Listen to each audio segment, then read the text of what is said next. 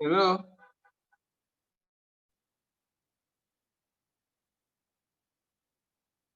Can't hear anything. Hello. Okay, I don't know if you have started. I also can't hear anything. Oh, I don't know if you okay. I don't All right. know if you have We're started. not hearing. Oh, sorry.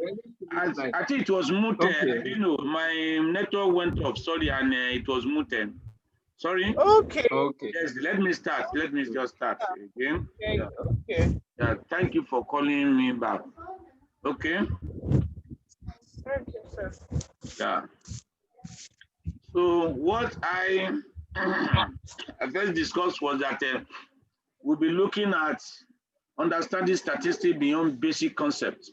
When we started the series of our lecture in around May, June, we started with the basic concepts before we move to more advanced concepts. Many people were able to, some people were able to keep the record, keep track of the record up to date, and participated very well in our lectures and workshops, and they are able to get the best out of it. But a lot of people were not able to do that because maybe they felt that they could not go beyond the basic concepts. Some people feel that statistics is very difficult to understand, but it's not difficult.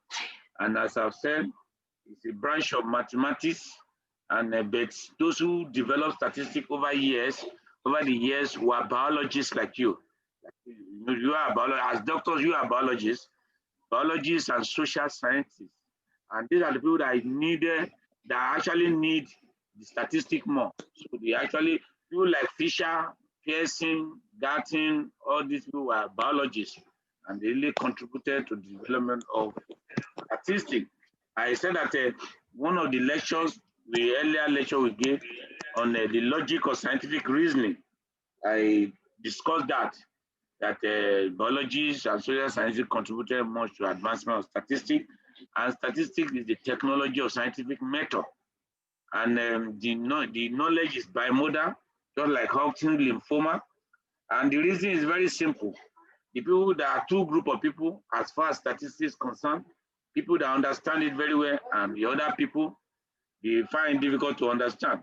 You see intelligent people, highly successful, intelligent people, they still find it difficult, not because they are not intelligent enough, they're very intelligent because they don't know the secret. And once you know the secret, you move to the other side. You become like guru, and people will be looking at you as if you are performing magic. And that is why after we have given the series of lecture, I just feel that I should bring something that will motivate people, then let people see the reason they need to put in some effort. You need to play your own role, play your own part in understanding statistics. This is a quote from one of the Nobel laureates before.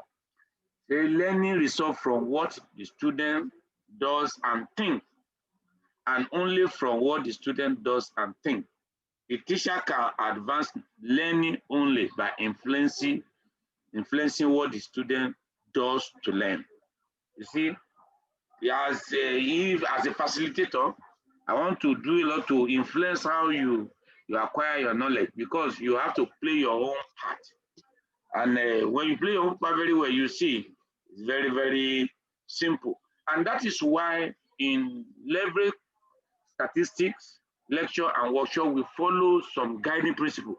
And the three cardinal principles we follow, we try to present statistics to audience without bogging them down with equations or formulae, because that's what really discourages people. Even there's nobody that will open book, just open book is just formula, just the same formula. When they say that a random variable S is this, even when they are trying to define something, they define with equation. And that is why most of the people that are able to facilitate understanding of statistics are not actually people that have maybe studied statistics from grassroots. They were professionals that actually needed, and they work on it, and they were able to bring life into it.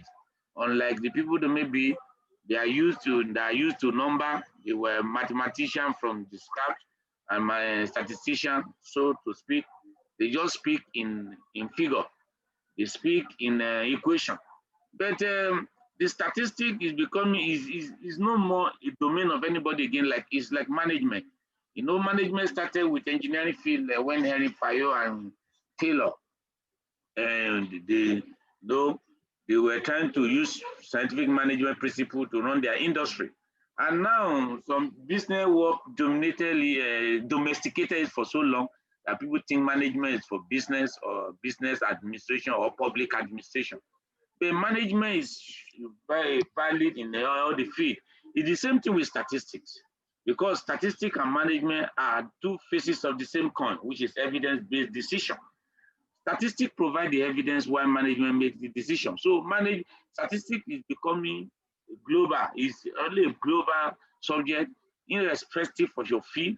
You are going to research. Once you are a postgraduate student, statistics is needed in any field. And that is why it becomes universal, even the applicability in all the field. So that is why you cannot run away from it. So we tried, and many people, when you now present it in equation, it to make people to run away. And you can actually equation model real life situation. Equation and graph, the model real life situation. You need to understand it. It's not the real life situation is not the equation. Whereas you try to model the real life situation using equation. If people will not understand the concept, the equation or formula is useless. And that is why if you understand the concept very well, even some formula that look difficult, you just remember it because it's a part of you, because you have a mental picture. And sometimes the graph is even better, rather than equation, because the graph, as you can see something, you can use for illustration because the brain records information in picture. Now, so we try to present statistics without bogging you down with equation. Then from the basic, very basic to advanced level concept through a gradual process. And that is why I'm taking this effort The last lecture we gave on that was Thursday was something also like understanding statistics, and the same thing also just to bring people that are running away so that you can encourage people. So you move from basic to advanced level. You need to understand the basic before you can move to advanced, and that's why I want to shed light on how to move from basic concept to advanced level concept through a simplified approach to using statistical package. You see that as we give lecture, we also run workshop, and the reason is very simple. In learning statistics in those days, some years ago when there was no computer, it was very laborious, but the advancement in technology has made it easier. And you cannot learn statistics without software because there's little you can do. You know, in those days, the statistics is not limited to small sample where you can just manage with hand. But now, no matter how big the sample is, the data load, big data, you know, this right software will do it for you. But it's just for you to understand the logic behind it, then to understand how to interpret and how it works in real life. So you cannot run away from using statistical package. And those are the three, and we try to present a simplified approach to using statistical packages. Then what are these basic concepts? I know many times when this thing looks simple: population, sample, variable, data, scales of measurement, parameters, statistics, descriptive statistics, inferential statistics. But there are some secrets behind it that many people don't know. Even many people that are researchers for many years, they don't actually understand. It will shock you that in the development world, where you see people, MIE, people, they don't even know the meaning of data. What they think data is different. They don't even know the meaning of data. And you'll be surprised that many people in development world, they just use them, the foreign company that employ, they just use them to call them MIA advisor to collect data, just to to give a protocol, to collect data for them, good data. They go and do the analysis. Even especially you say program doing, they don't even believe that anybody in Africa can do any serious analysis, which is very bad. But that's their thinking, but it's not actually true. But because majority are large doesn't mean that we don't have sane people. We still have people that are sane, but they don't believe. They just use those people to collect data and they do the projection. And that's why when you say, what is the infant mortality in Nigeria? They say you add the WHO. Even the ministry, the custodian of those programs in the ministry, they don't have the information about that. They say they are now looking for partner because it's the partner that do the projection that is able to give nearly true figure. So we quickly go. We are going to quickly go through this, but not thoroughly because we have already delivered this lecture on the basic concept of statistics. So I want people to go and watch on the YouTube. There are some, I think, is in one of though some of our workshop lecture, you have to subscribe to get access to it, subscribe for our material.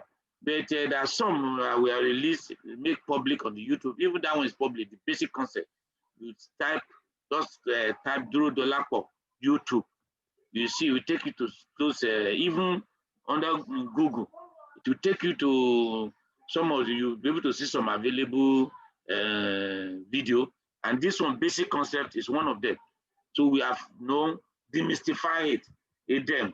But still, I will just quickly say something. Population, because where I'm going is how you move from this basic concept, crossover to understanding the advanced concept. But the secret behind it, they are seen within the basic concept. There are some parts of the basic concept that are very, very important in you understanding advanced statistics. So population, is a group of person or object having common observable characteristic. That's popular population. And that's what most of the time when we sample people or we sample object, can be health facility, can be women, can be men, can be students. So that's population of interest. You are interested in studying the population. But because of logistic problem, you may not be able to study your population for cost and many other reasons. You take subset of population, which is the sample. But this description of population that is the observable and measurable characteristic, the group of subjects with observable and measurable characteristics is called popular population. But you know that sometimes also you get into the record, you sample from the people in the record. In that case, you are not actually sampling the real people or object, but you are sampling from the record. Like when you go to the clinic, you get case note, or in the record, you were just searching case note and sample some and you get information from it. You get secondary data from it. So that is statistical population. When it's not the real subject or object that you sample, that is statistical population. And as I've said, the subset of population is sample. Even though there is no one sharp boundary between big and small, but we have finite. Finite population means that it's very small. Infinite is very large population. But when you try to calculate sample size, people use 10,000. Any population, use your volume. Any population that is study population that is 10,000 or more is believed to be a big one, and those ones that are less than 10,000 believed to be large less than 10,000 small population.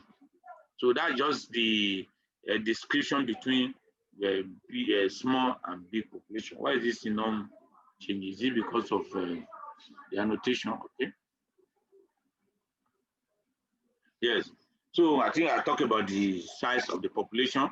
So variable, we are talking about differentiate between population and sample now. You know, sample doesn't have to be representative before it is a sample. Sample is just a subset. Maybe representative may not be but it's from the population. It's a subset. So closely related to population, no, because as a researcher, you are interested in what is happening in the population. The attribute you want to study, the phenomenon you want to study is in the population, either population of good or human being, or population of health facility, or population of building or bank, whatever, either object or subject. So any subject means person or object. Why if you say subject, it has covered for person and object. But if you say person, you may have to talk about object. The object is different from person. Now, what are you interested in studying in the population is the characteristic that is a phenomenon. Those characteristics, why you can actually study them is because they vary from one person to the other, one subject to the other, and they call them variable. So some people call it random variable because the value can change. It is not constant. Like now, if you are studying people, sex is a variable because it's not everybody that you meet that will have the same attribute as per sex. Some are male, some are female. But if you are studying only women, maybe in O&G clinic, sex is not a variable because it doesn't vary between among them. So that is just variable for you. And the difference between variable and data is data are value of variable. Like for example, sex is a variable. Now, if I record, I just okay, I'm collecting my data. Okay, you are now see. I just record. Oh, you are male. I mark male. I continue asking that question. If I get another person, if it's a female, I tick female. So male, female. Under that sex, that is the data you have collected. If you see you are collecting data, when you go to the field, you collect data. That data is about the variable. Variable is the characteristic you want to study, but the information you get from them is the data. And data is a plural word. The singular is datum. And because statistics and research is most of the time is about many subjects. Even when you are dealing with only one subject, when they say case report, there are many characteristics you study in that one subject. So because of that, so you cannot talk about datum because you will not study only one subject and study only one variable in it. No, we want to see how many other variables relate together. So that is why the word datum is useless. So data prevail. Now, we understood that the value of variable are data. Like for example, height is a variable, and when you record 1.7, 1.6, 1.2 meter, these are data. So that is why data is plural word. Classification, the classification of variable and data will not spend much time. Data and variable, they are the same because data are value of variable, so it's the same classification that go for them. We talk about, if you look at our projection, our thinking now, from population, where you are interested in study in characteristics of people, then the characteristics you are interested in are variable, and this variable, the value you can capture from them are data. But this data, the way you handle, the way you put yourself, Dr. Ekunife. So what you are interested in, the variable, how you handle the variable, how you handle the data depends on which type of there are some differences. So how you handle them differ across different type of variable, and that's why it's good to classify. And since you know that there are different approaches to classify variable and data, there are different criteria you can use, but the simplest, you start with the simplest. As you advance, different criteria come into play. The most basic way for people to understand classification of variable is the value you give. Since we've already, who is this?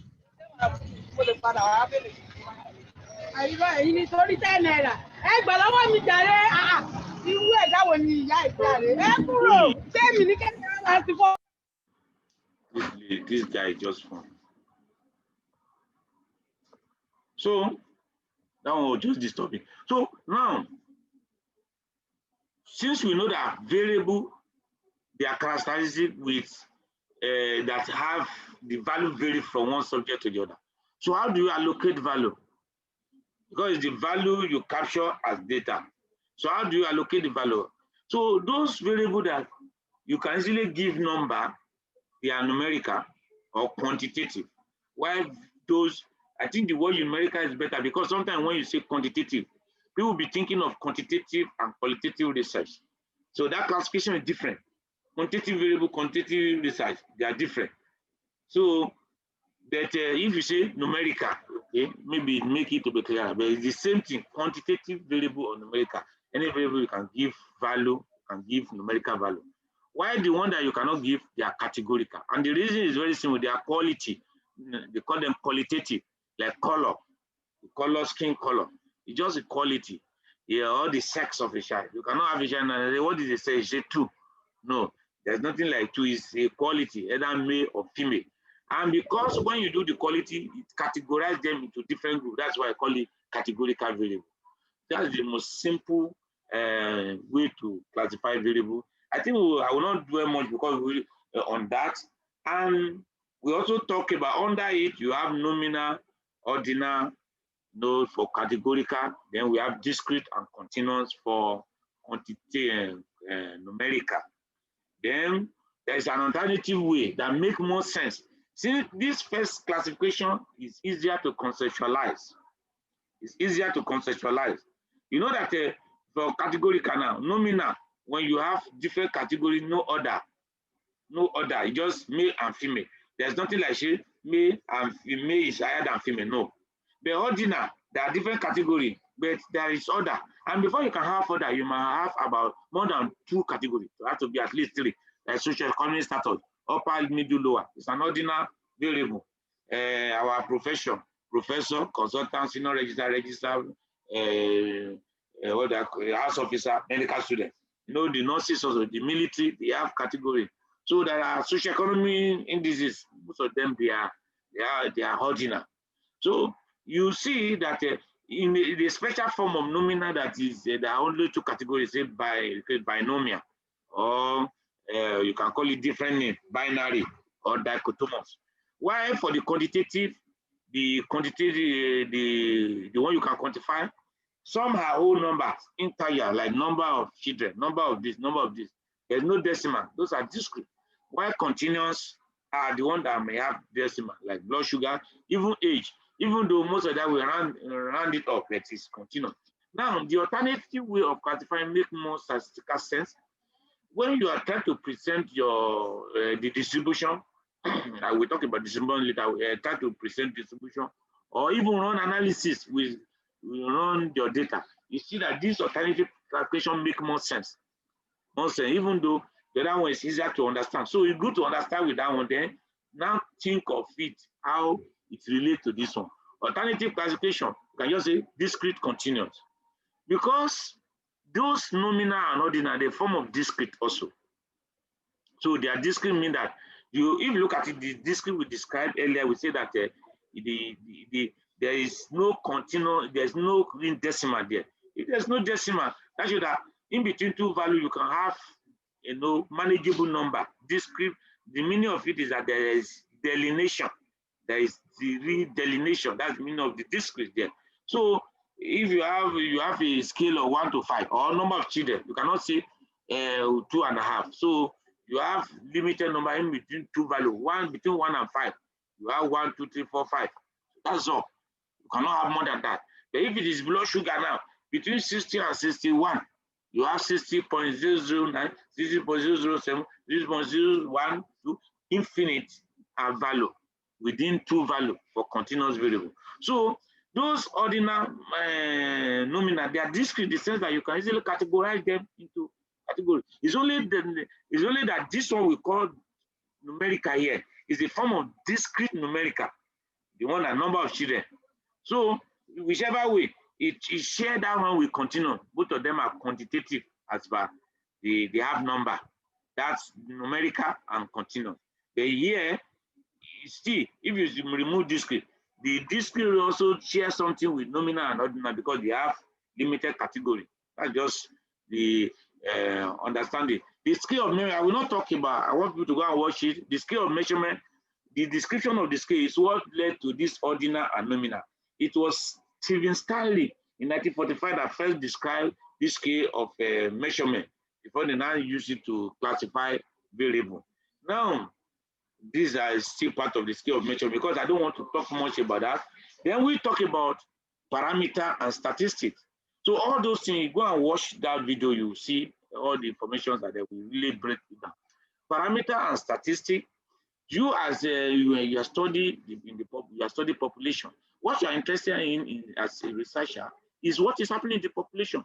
Because of logistic reasons and many things, you cannot take all part of the population. That's why you take sample.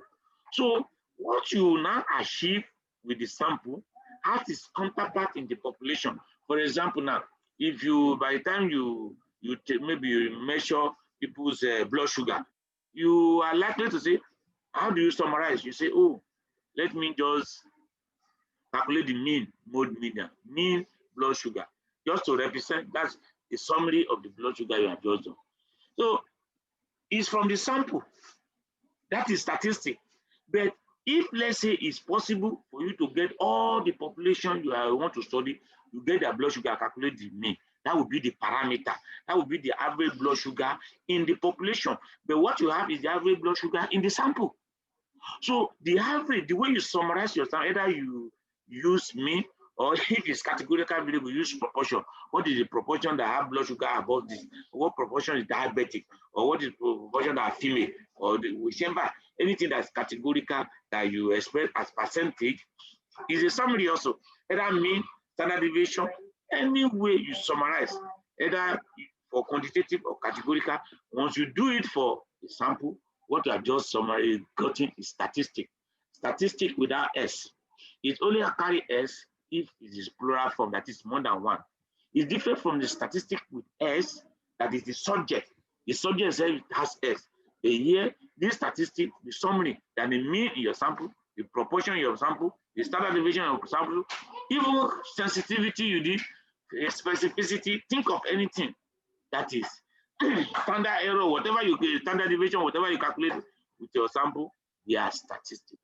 But the corresponding thing in the value in the population is parameter. You can only get the parameter if you study the whole population.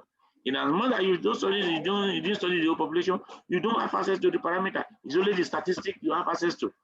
And the difference between statistics and parameter is so fundamental that even in the way you denote them, as for example, you use Roman alphabet for sample, that's statistic, and use Greek letter for parameter, which is for the population. For example, look at the mean of anything by X. That's the statistic used in sample. The mu is what you use to denote mean in the population. S is standard deviation we use for statistic for sample. But in the population we use rho 0. Then proportion by P is what we use for percentage or proportion the sample. But five we use in population as parameter. And your sample you denote as small n, but the population sample in this population number, the value, the size of the population is use capital N. So that is just the description, the difference between statistic and parameter. Then the last one under this one is the descriptive and inferential statistic. You see, the process you get involved in to summarize, to collecting your data and summarizing to get those statistics, to get your mean, mode, and median, and your proportion, standard deviation, everything in your sample. The process is called descriptive statistics. And that's why have you done your descriptive statistics? Then the inferential statistic is the one that involves you. From that, since you didn't take the whole population, you only take sample, you took sample. So in as much as you didn't involve the whole population, whatever you got, it can never be equal to the parameter. So you now begin to make some inference. You want to see, how close is this to the parameter? The process of extrapolation, they call it generalization. Making a generalization from what you got, from the statistic you get from the sample about the real population parameter which you are interested in. That process is called inferential statistics. So can you see, that is what involve all those hypothesis testing and many other things. After you have, have gone through the basic concept and descriptive statistics, the rest is inferential. Inferential, chi-square, t-tail, regression, talk about anything. All those statistical methods, they are in realm of inferential, because you want to be able to make conclusion that you can generalize. So when they are quoting, they say, oh, Professor so and so, they find out that women in the southeast Nigeria are likely to, get involved in certain type of trade. Southeast, whereas this person did this work in Umuahia alone. They just sample, it's not even all the market they sample in Umuahia, and they now say southeast because it's from the southeast. That is a form of generalization.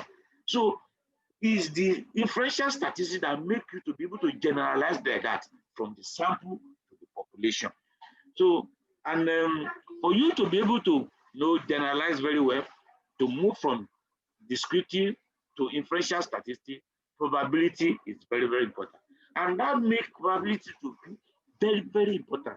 Relationship between probability and statistics is so is in such a way that if there's no probability, statistics will not have meaning. After all, even the study of statistics started with this gambling. It started with probability. You'll be surprised that nobody was doing survey before.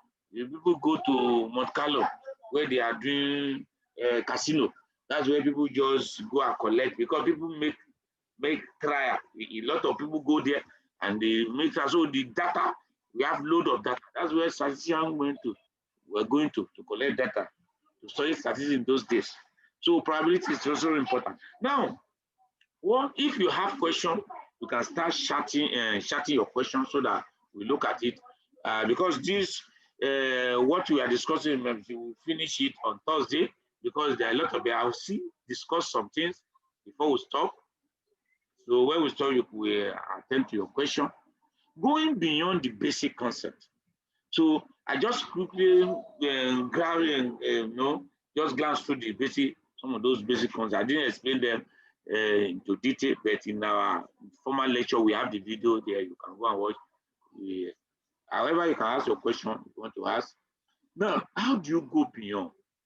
You know, the area that is very, very important in moving to advance from basic to advanced level concept are these descriptive statistics, then the probability. You know, we already said that the descriptive statistic, then referential statistic, probability like a bridge that is bridging there. So you need to understand some things in this descriptive statistic, and they form the basis of advanced level concept. And probability, you cannot push probability away. It's always there. Because even when you are starting your study, it's probabilistic. Even its probability will come in. Even interpreting your result is probability, because research is not 100% certain. It's not 100%. Statistics is not 100%. So it's probability that help you to be able to know how close what you have gotten is to the real life, and you cannot be exact. So under the descriptive statistics, something like distribution and summarization, because the pattern of occurrence under descriptive statistics, what do you look at is there? Okay, when you collect your data, how are the value? You collect data about variable. We said data are value of variable. So it has value. So the pattern when you collect from 400 people, the pattern. That's what distribution is all about. Pattern of occurrence. How is the pattern? How many people are male? How many are female? How many are married? How many have a high score of maybe high blood sugar? How many value above this value? So the pattern, how the pattern are distributed, that is the pattern of occurrence or the value of the variable in the data set, the distribution. So it's good to understand the concept. And how do you display it? Through frequency table, through graph, through a different type of graph, and how you use the different type of graph. And that is where the classification I talk about a variable comes in. The alternative classification make more sense when you are trying to what situation do you use pie chart, bar chart? Those things, you go and watch the one on descriptive statistics. You explain everything there. Lecture on descriptive statistics. Which one? When do you use histogram?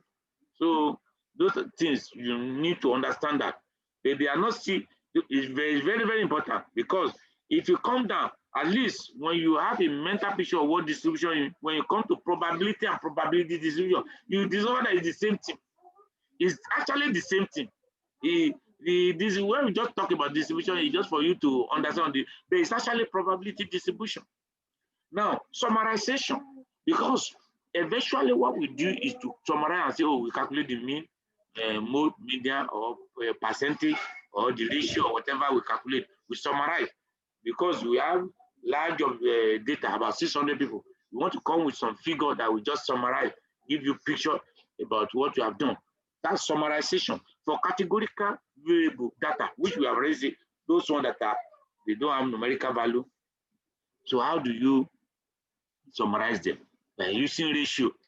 By using ratios are proportion, ratio, proportion, and rate. These are ratio. Then when this numerical means standard deviation and mean, mode, and mean here, but why I just put mean here, standard deviation and variance, they are the most important when it comes to advanced statistics. So then the concept of degree of freedom is very, and we have a lecture, we have given lecture on it, is there also. You need to it permeates every, you need to understand it from the basic. Yes, when you are in advance, you talk about degree of freedom, is there.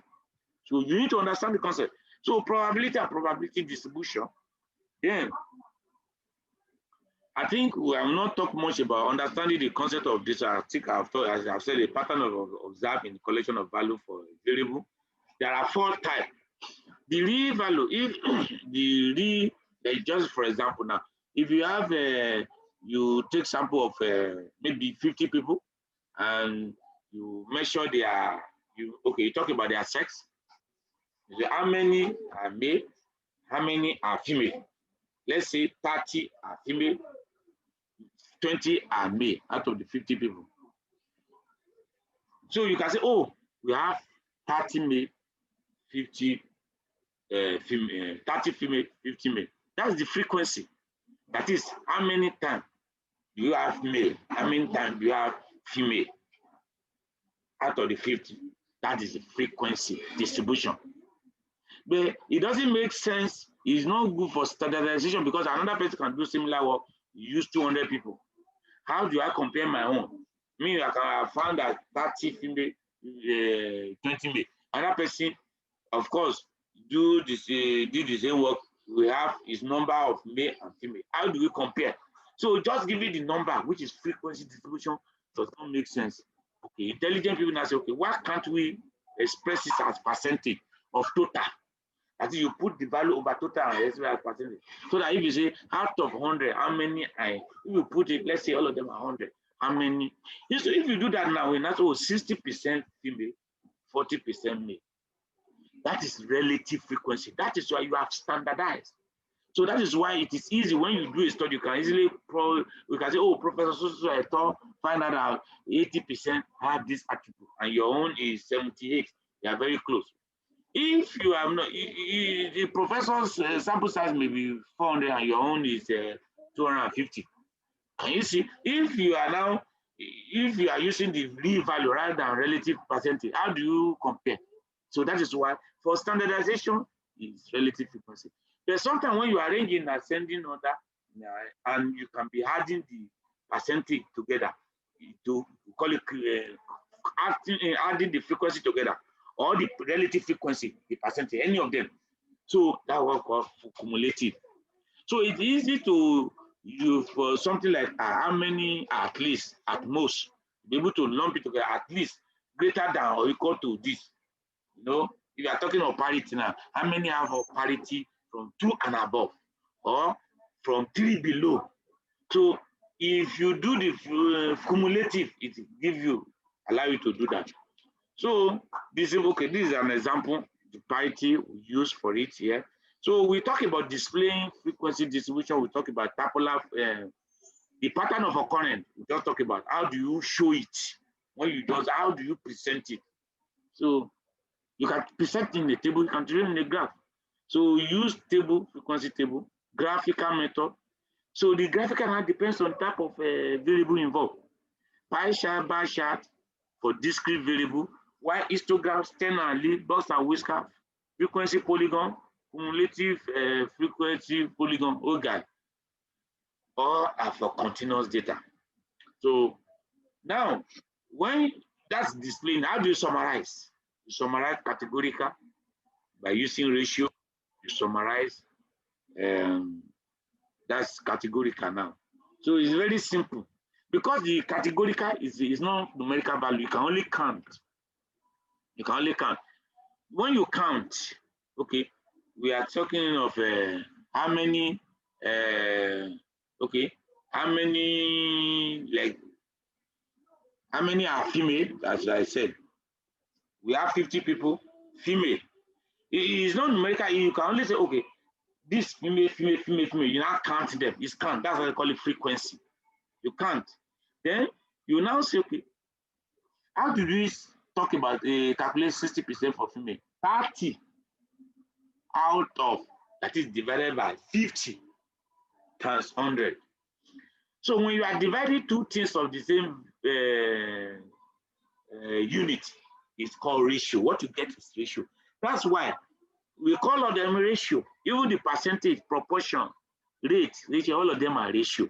But it's only that the proportion is a special form of ratio, while rate is a special form of proportion. So rate and proportion, they are special form of ratio. So all of them are ratio. When you say male-female ratio, in that case, now we show male-female ratio will be 20 over 30, male-female ratio. We have 20 male, 30 female. Male-female ratio, 20 over 30. If you do it, that is 2 over 3. You now do your this thing. Or if it is the female male ratio you read 30/20, which is 3/2, 1.5. Now the female male ratio is 1:1.5. That is 1.5 to 1 or 1 to 1.5 male female ratio. So you have divided two things of the same unit. I usually explain ratio. If you remember your physics, ratio, when you divide two things of the same unit, the unit is ratio is dimensionless, has no unit. If I say somebody travel 400 kilometers in 4 hours, so that should have, you know, 400 kilometers divided by 4 hours, it gives you 100. That 100 is the speed, which is 100 kilometers per hour. So if you look at it, the unit is borrowed from the two, 100 kilometers per hour. But if somebody travel 100 kilometers and that person travel 4 kilometers, if you say 400 kilometers and 4 kilometers, 400 over 4 is not 100 kilometers, it's just 100 because both of them are distant. The first one was distant over time, but this one distant over distance because you are dividing the same thing of the same unit. So kilometer will cancel kilometer, it become ratio. So that is where the logic comes from. So when you say out of the total 50 people, 30 are female, 30 over 50, 30 female over 50, and that 50 male and female. So 30 human female over 50 human being. So it's a ratio. So that's why they call it ratio. But the proportion, if you say 30 over, let's say we say male female ratio, 20 over 30. You know, 20 is the male, 30 is the female. You will see that the male is a ratio also because the female, the male is not part of the denominator. We have said the people that are from that 20 male, they are different from the denominator, which is 30 female. So you call it ratio. But if, let's say, when you start at 20 over 50, you want to know the percentage of male. You know that 20 is male. 50 is the combination of the female and the male. So the numerator is still part of the denominator. That is proportion. It's a special form of ratio. The proportion. The special form of ratio. So that's what we expect as percentage. A proportion, if you divide, it gives you decimal. But if you express as percentage, so proportion can either be decimal or you express as percentage. Then, if you now say, okay, that proportion, you make it over, it's over time. You try to say, okay, how many, what is the proportion of the male over 6 months that attended the lecture? So, since you have brought element of time, you call it rate. So, as per the figure, it doesn't change. It's just the qualification that time is over some time. That is why it is rate. It's the same thing. But if it is something you just capture once like this, it's proportion. That's why they call it point equivalent. But if it's something that is over time, that's its rate. That's why we usually talk about infant mortality rate, because we usually measure over, collect data over 1 year. That's why they call it rate. Of course, it's proportion. It's a special form of ratio. And that, because it has time, it's a special form of proportion, rate. So I think it's well spread out there. So when you now come to category, okay, I want to say something here. You will see something. If you, by the time you summarize categorical variable, it will give you number. That's why they call this type of research quantitative research. We're not talking about qualitative variable now. So the survey where you need to ask questions, we call it quantitative research, because when you summarize even the categorical variable that did not, the value was no number before. When you now come summarize, you come with percentage.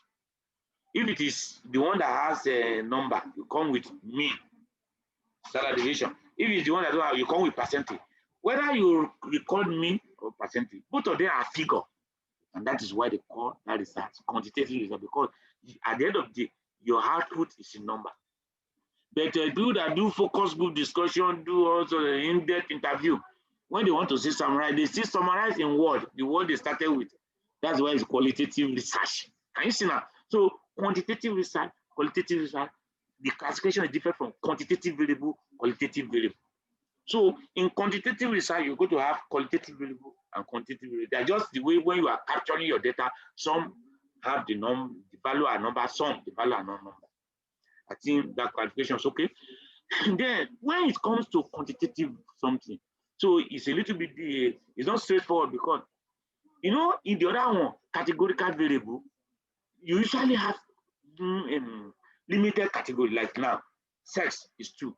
If it is ethnicity, maybe even though they say we are out to 300 or more than that, but we know how to classify them into Hausa, Igbo, Yoruba. If let's say you are not doing in Rivers State where you have some, you now bring their own tribe will even be, because they will be majority there.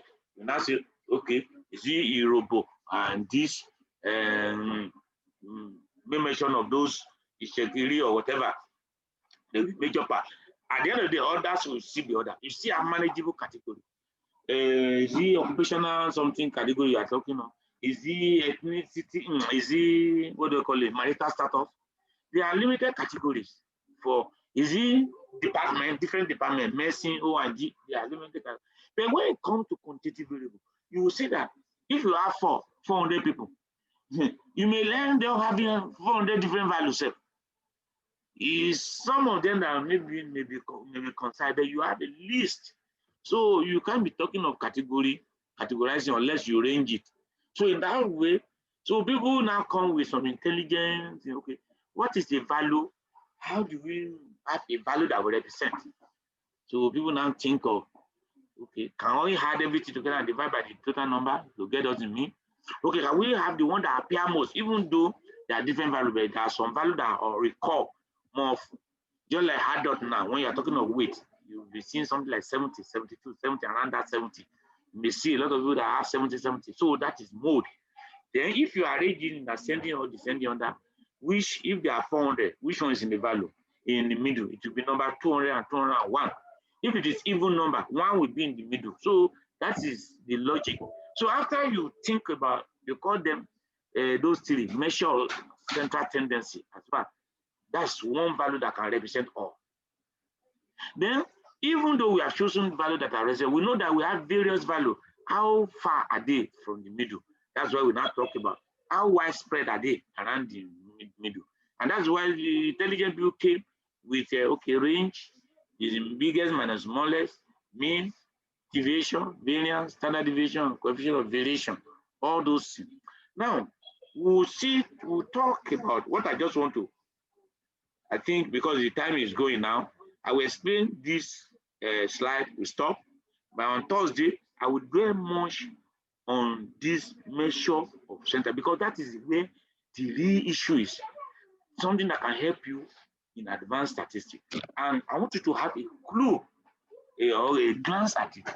Relationship between basic and advanced level concept. Now, observe frequency. You look at this, I just brought this thing in so that you think, you see the way when you understand some basic concept, how they are related to some advanced concept, level concept.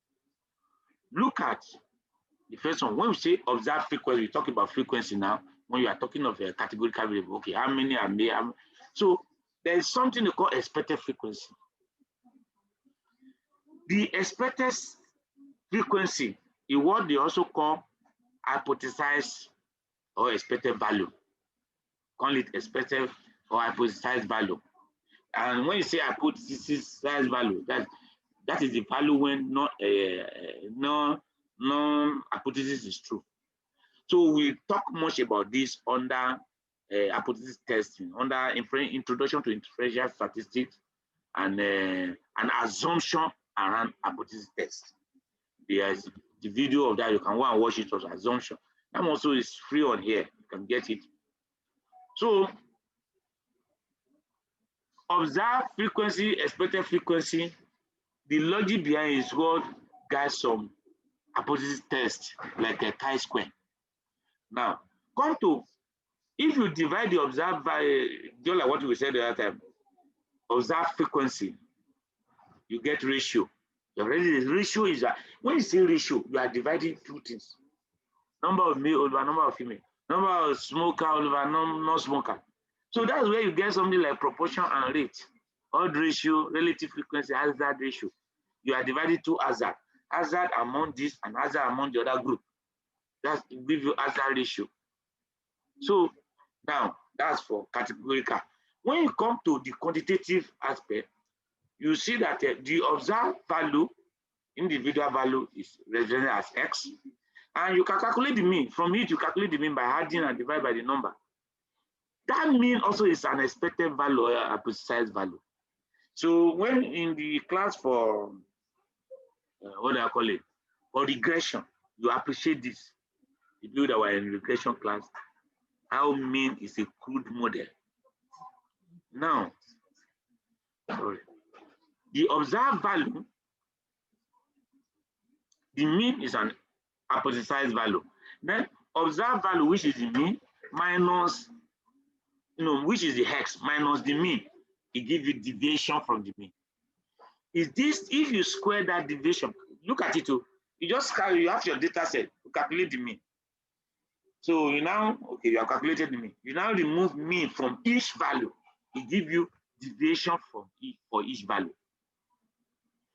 Because intelligent people over the years, they discovered that since the mean is a middle thing, middle value, when you remove mean from each value, if they are even of 100, those ones that are less than the mean,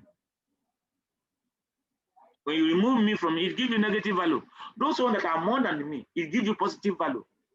Those ones that are equal to the mean, it gives you 0. When you add all the deviation together, it will give you 0 because the mean is the middle. As many that are below the mean are above the mean in value. So intelligent people now say, okay, what do? They square the difference, the deviation. So this square of deviation, if you sum it together, it gives you what we call sum of square. That square deviation, the deviation, is also a basis for hypothesis test. Observed minus expected. We have already said X is the observed. Expected is the mean. If square of observed minus expected, is the basis of hypothesis test. Many hypothesis tests, you see. And together with the variance, if you square the square deviation, if you add all of them together, when you square the deviation, you know that if you add all this deviation together, it will give you 0. So that's why intelligent people, okay, let's square it. Knowing that when you square something that is negative, it becomes positive. So it cancels negativity out. So when you now sum it together, sum of square. And that's the basis for ANOVA and regression. That's sum of square. That's what you meet in ANOVA and regression. And if you now calculate the sum of square, you now divide by the degree of freedom. Also, we will talk about the degree of freedom, it will give you the variance. The variance, which is sigma, sum of square over the degree of freedom. When you calculate the square root of it, it gives you standard deviation. Because the reason they calculate the square root is that when they calculate variance because of square, the unit of the variance is square of the unit of the original data. The original data, if it is maybe it is in milligram per dl, maybe blood sugar, and the mean also is the milligram per dl, the same value, it is the same unit as the data. The variance is milligram per dm square because you multiply the difference by itself. So in trying to make it so that when you quote the mean as the measure of central tendency, you want to quote something, you want to be able to quote something, the variance as the measure of the spread. So variance is not appropriate because it is not having, we will not say mean is milligram per dl plus or minus variance in milligram as ds square. So that's why intelligent people, okay, let's calculate the, after all, it was because of this, so that we won't get 0. That's why we square. I have an issue. Now that we have calculated something, let's find the square root. Let's come back. So when you come back, the square root of variance is the standard deviation. So it now has the same unit as the mean. That's why you quote the mean plus or minus standard deviation. So the standard deviation you quote with the mean. But let me tell you, The variance is very, very important in advanced statistics because the basis together with sum of square of ANOVA and regression, also covariance. And the covariance together with the standard deviation is the basis for correlation, because correlation is standardized covariance. Covariance divided by standard deviation, it gives you correlation. So all those things, if you try to conceptualize them, it's not difficult. Once you don't miss the step in understanding the way the mean, how you calculate deviation, and all those things. So when you now need it, when you now come to something like regression, it will come in, it makes sense to you. And if you are finding it difficult to understand something, know that there's a simpler thing you have not taken time to understand. Because one step leads to the other. If you see a story building like that, there must be a staircase that will, you go through the staircase, one step after the other, you get to the top. So you are just saying, how would I cannot get up because you didn't bother to look for the staircase. So the staircase are this one step before the other that you need to get to the advanced level concept. So look at the standard deviation also. If you divide standard deviation by square root of sample size, it gives you standard error. From the standard error also you can calculate confidence interval. No, all of them are related. So you can get together with the standard error together with the parameter estimate. Parameter of estimate mean either mean or proportion or ratio or rate you have calculated. The parameter, we have already said that what you are interested in is parameter. It's in the population, is parameter. But what you have access to is the statistic. But that statistic you have calculated is an estimate of the parameter. And that's what they call a parameter estimate. It's one that's giving the estimate of the real thing, the parameter. I think we stop here because by Thursday, I will try to relate that aspect. That aspect that talk where that mean minus all those how you do everything, and maybe talks more about the degree of freedom. So when you're able to capture it, when you get to regressions, very simple. ANOVA, very simple. To understand chi-square, very simple. All you need to understand advanced statistics, differential statistics, they are here. The only thing you need to have to read, we still talk about probability. So even though I've talked about probability and normal distribution, I will choose some probability distribution. We'll talk about them for you to get understanding, deep understanding of probability. Together, all these basic concepts, together with the probability, you are free to move. And it's just a matter of you are dedicated, your statistics will be so sound that, the white men think we don't have idea. It's because we don't create time. Though sometimes we are resource poor, we are a resource poor setting, but if you create time, to appreciate simpler things, and that's what they usually do. They create time. They spend more time on small things, the minute detail. The average white man, small things they take note. When small thing accumulate 100 times, it becomes big. So when we don't take note of small things, we just neglect small aspect. At the end of the day, it will accumulate to be a big problem for us. I think we'll stop here, and I don't know if there are questions. Chatted. Yeah, good evening, sir. Please, sir, where does interval and ratio scale come in? I skipped that place because in scale of measurement, I decided to skip. Maybe we'll talk about it on Thursday also. I had to the other one, but it's in we talk about it extensively. Go and watch the video on descriptive statistics. We talk about ratio and interval scale. We talk scale of measurement. That is the way we conceptualize variable is the scale of measurement. Scale of measurement. Different variable. It's just like if people that are selling gari, there is a standard measure to measure gari. There is standard measure to measure oil. There are different standard measure for different things conventionally. It's the same thing. Variable, there's a way, but this scale we are talking about is not physical scale. Though we can use physical scale to illustrate like now. Blood pressure has its own scale. Blood pressure, the way we measure it has its own scale. Weight has its own scale. Many things has its own scale. These are more like physical scale.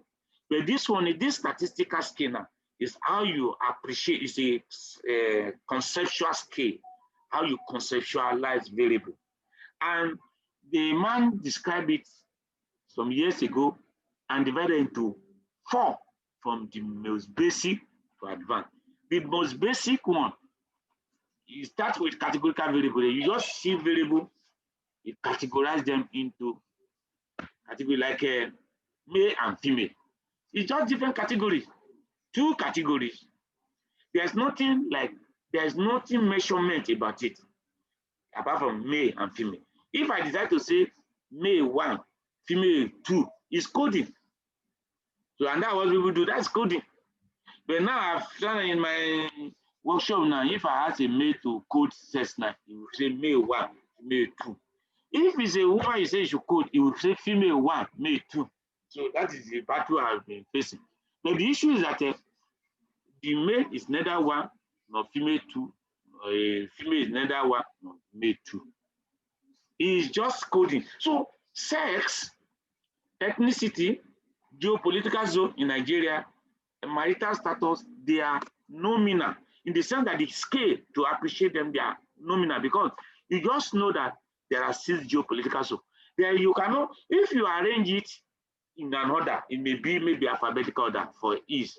You're like all our states, they are different states in Nigeria, they are on nominal scale. Because Abia, the usually right number is because A, Zamfara is the last one, don't make Zamfara last, it's because it's Z.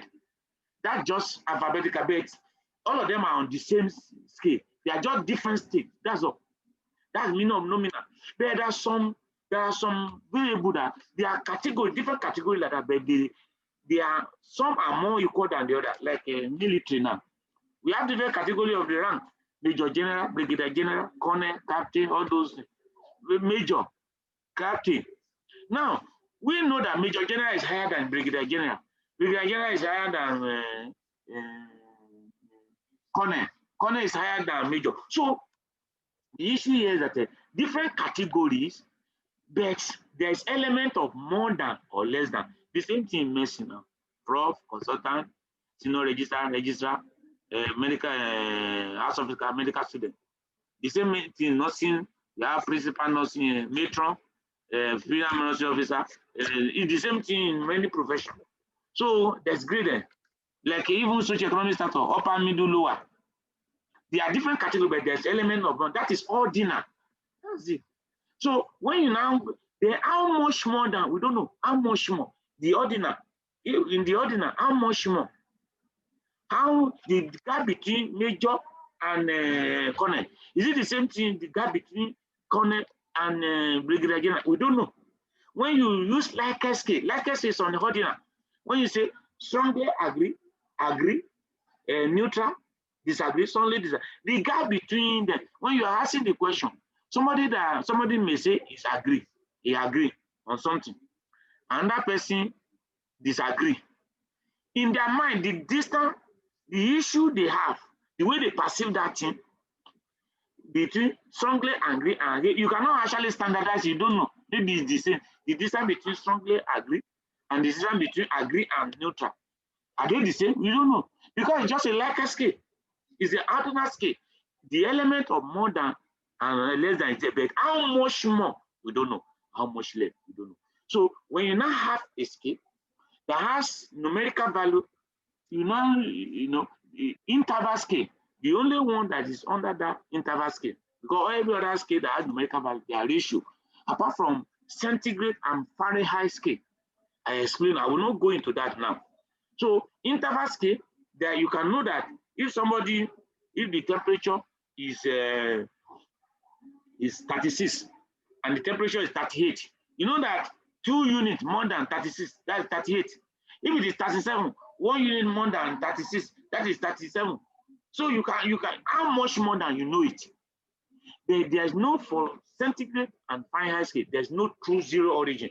And I explain, the meaning of true zero origin is that if you have a scale If the attribute you are measuring is not there, the scale should read 0.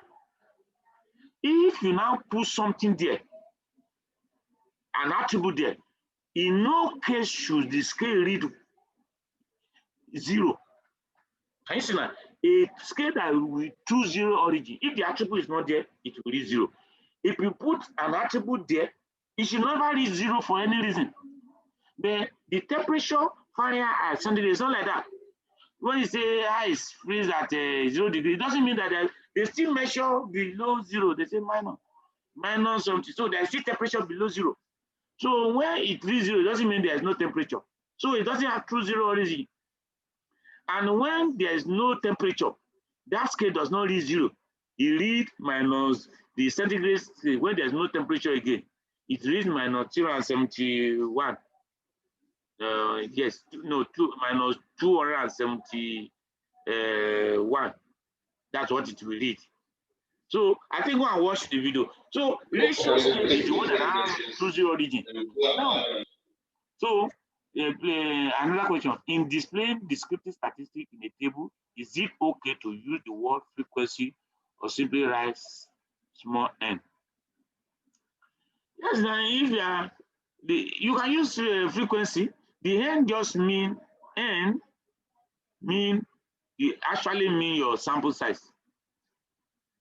If that is sample, if you look at the n, you have to put both. When you put frequency, n you just put there is telling you that the total for that column, the total sample size for that column is 400. You put it there. So the people that have a particular attribute may be 250. So when you now put 50 over 400, the percentage will be inside. So that 250 is the frequency for that attribute. But the total out of the n, small n. So both of them should be there. The frequency is the number of current of that particular attribute. So like in a situation, we say, is it obeys or not? Yes or no? How many say yes? How many say no? If they are 400, if the yes is 250, then the no will be 150. So why they put n there is for you to know this is total here. And if it is mutually exclusive, they should add up to total. It's only when it is independent, when you can repeat yourself, like for example, what are the symptoms that you experience? Weight loss, coughing, fever. For the fact that you have fever does not preclude you from having weight loss. So you may have 3 of them. That's why they are all separate. You will not have them together. So I don't know if I've answered that. Any other question? So if you didn't chat, you can ask your question verbally. You can unmute yourself and ask the question.